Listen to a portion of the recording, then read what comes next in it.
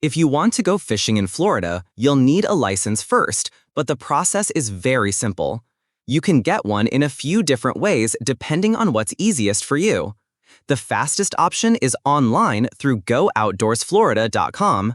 You just make an account, choose the license you need, and pay with a card. You can also use the Fish Hunt FL app, which works on both iPhone and Android. The app not only lets you buy or renew your license, but also stores it digitally, so you always have it with you. If you'd rather take care of it in person, you can visit a tax collector's office or a licensed retailer, like many bait and tackle shops or sporting goods store. Now, not everyone needs a license. Florida residents who are under 16 or over 65 are exempt, and some disabled residents also qualify. Non-residents still need a license unless they're fishing from a licensed pier.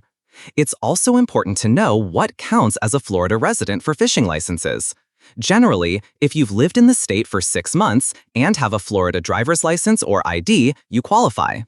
Most people choose between a freshwater license, a saltwater license, or a combination of both.